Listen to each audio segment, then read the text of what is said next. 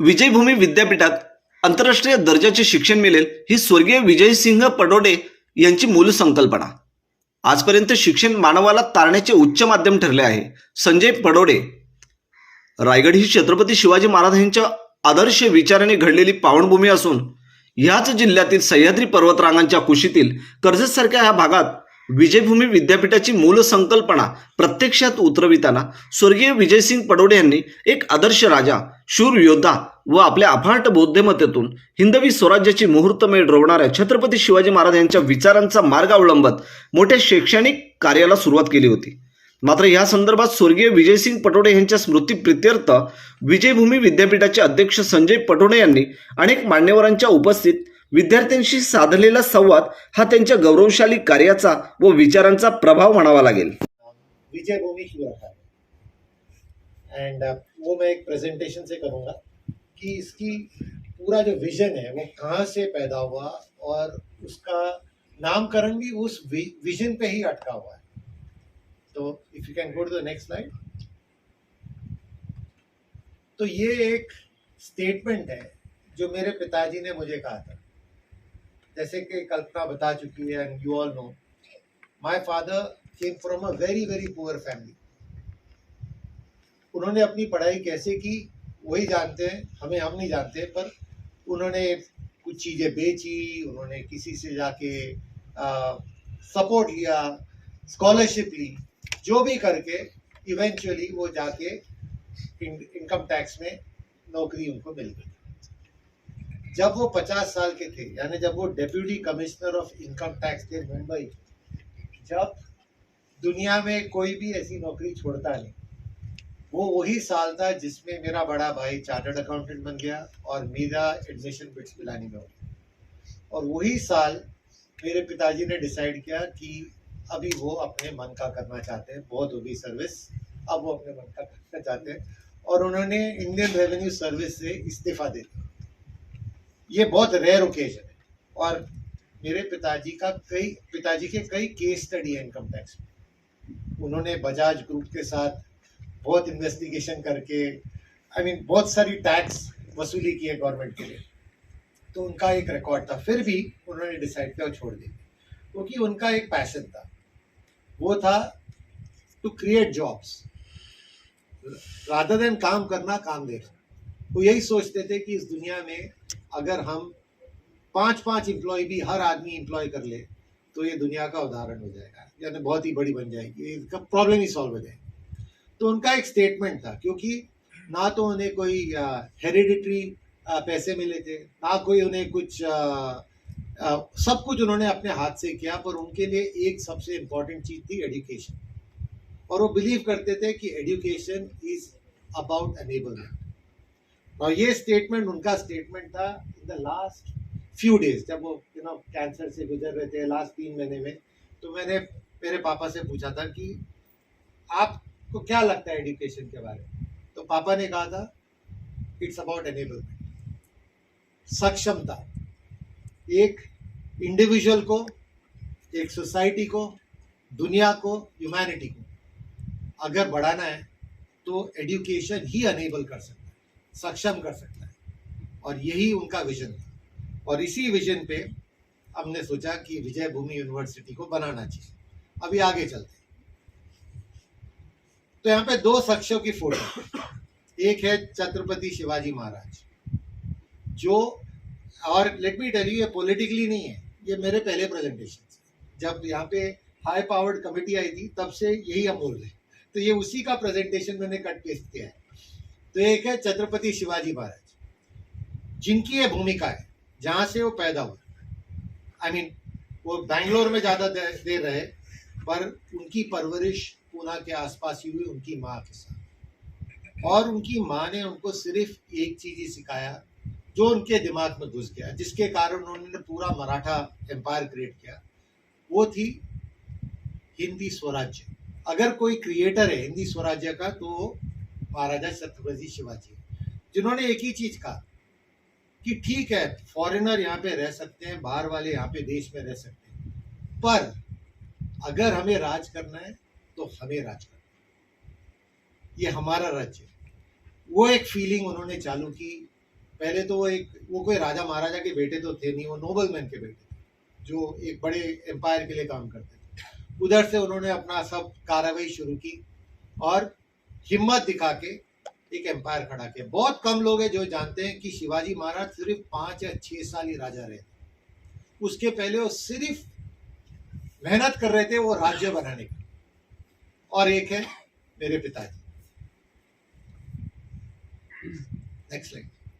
तो ये थोड़ी एक स्लाइड है जो मराठा एम्पायर के बारे में बताती है। ये मराठा एम्पायर शुरू तो यहाँ से हुआ, लेकिन जब बढ़ के एक पॉइंट ऑफ टाइम पे पहुंचा था, अफगानिस्तान से लेके तमिलनाडु तक के ये इन्होंने राज किया। इन्होंने ब्रिटिश को होल्ड किया, इन्होंने मुगलों की तो हालत खराब कर दी, और इनकी navy all the way till Mauritius उन लोग ने राज किया। तो इन लोग की तो बहुत कहानी है। वो बहुत अनफॉर्चुनेट है कि हमारे स्कूल में ये पढ़ाया नहीं जाता। इस एम्पायर, काफ़ी एम्पायर है हिंदुस्तान में और काफ़ी ऐसे शख्स हैं जिनके बारे में हमें पढ़ाया नहीं आता। वो उसका रीज़न क्या है वो भूल जाओ, वो पॉलिटिकल है, वो छोड़ देते हैं। पर ये मराठा एम्पायर, तो इन दोनों हस्तियों के ऊपर हमने सोचा इन दोनों की ट्रेड्स क्या है। तो आप जो लेफ्ट पे पढ़ रहे हो वो हमारी डिराइव ट्रेड्स है शिवाजी महाराज की। Agile, fearless, meritocracy. एक रीजन बताता हूँ मेरिटोक्रेसी का मतलब क्या। उनकी सेना में मुसलमान, अफगानी सब शामिल होते थे।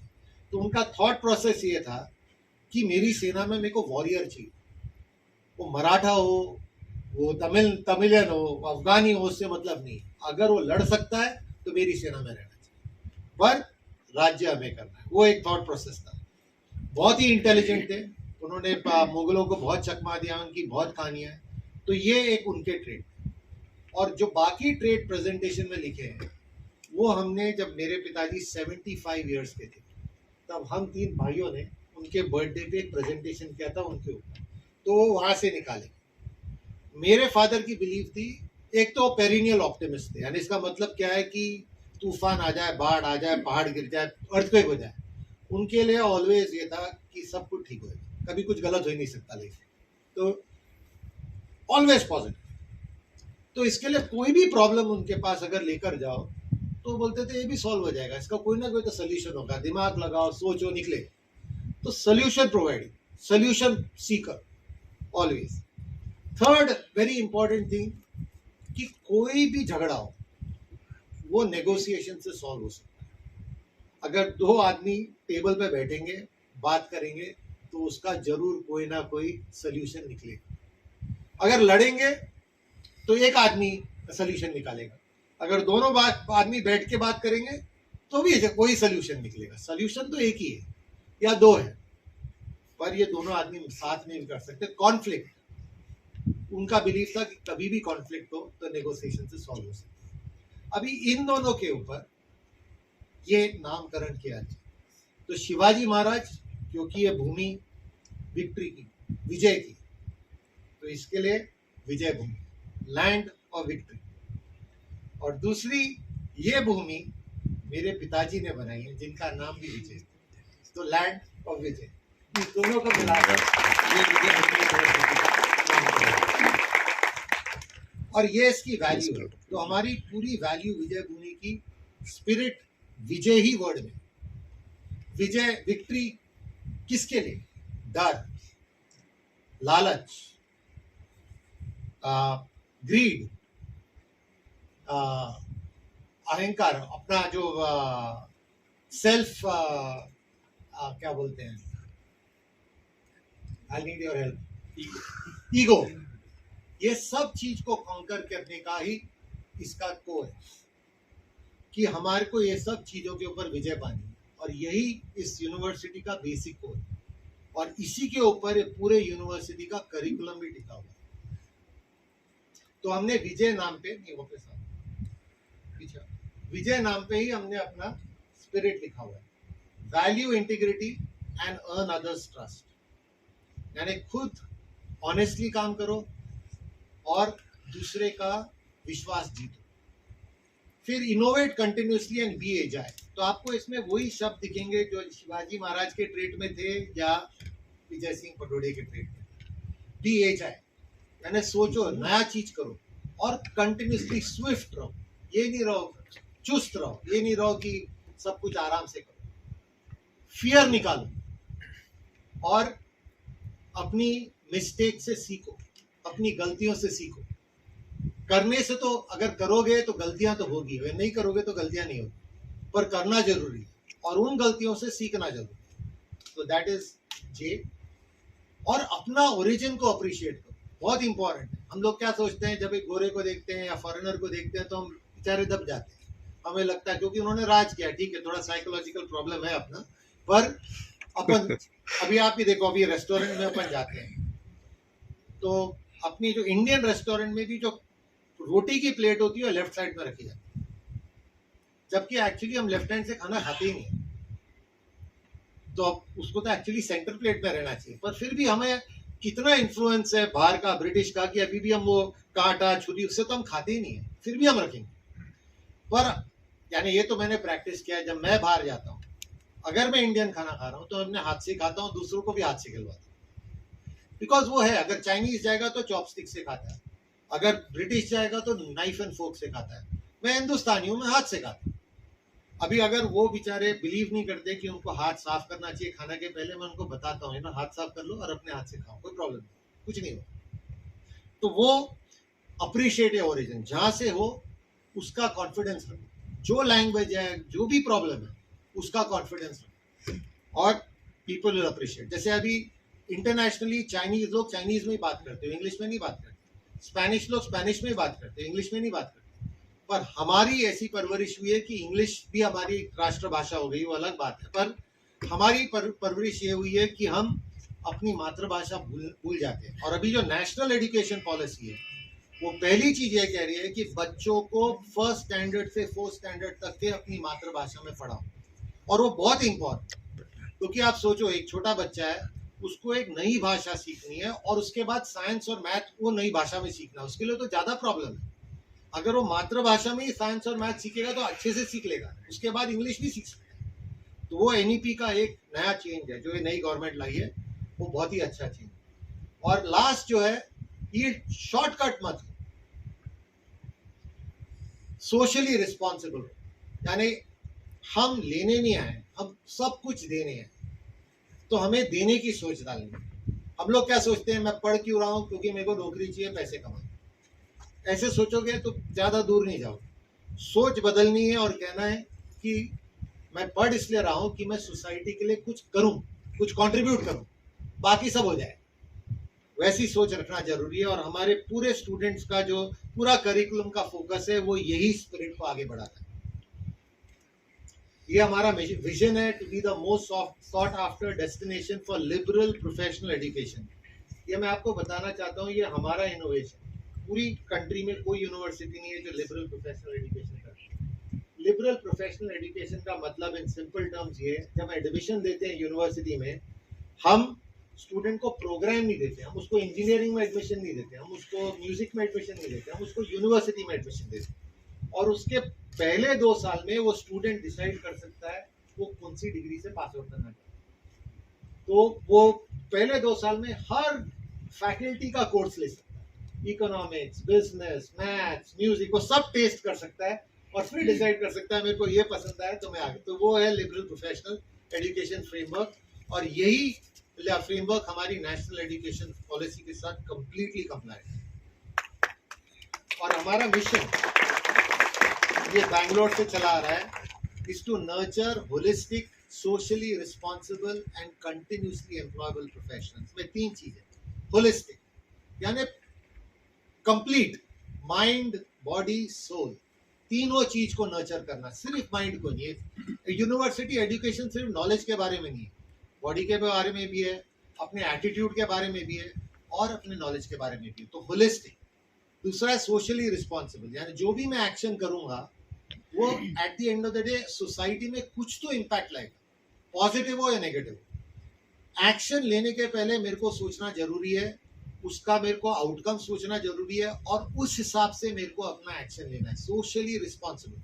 और थर्ड है कंटिन्यूसली एम्प्लॉयबल। एम्प्लॉयमेंट नहीं, ये नहीं कि जॉब चाहिए, एम्प्लॉयबल। इसका मतलब है मेरे में कुछ क्षमता होनी चाहिए लाइफ में कि मैं सोसाइटी को दे सकूं, अगर मेरे पास वो क्षमता है तो मेरे लिए नौकरी भी है, मेरे लिए कोई बिजनेस अपॉर्चुनिटी भी है, मेरे लिए कुछ ना कुछ तो रहेगा ही। यानी मेरे को रोजगार के लिए मरना नहीं पड़ेगा, तो मेरे को सब कुछ मेरे ऊपर।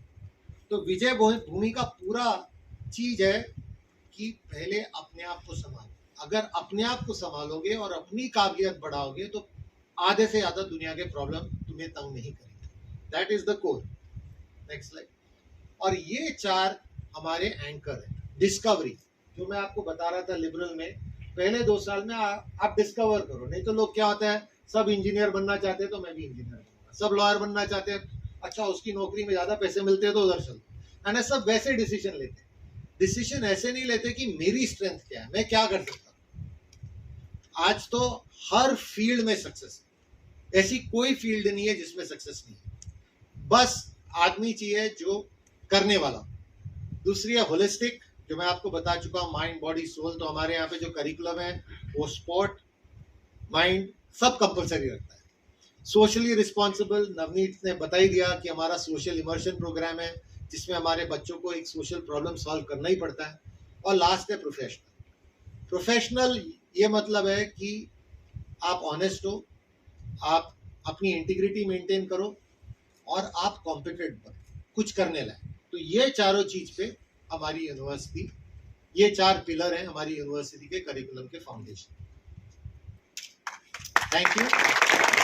We are India's first liberal professional university.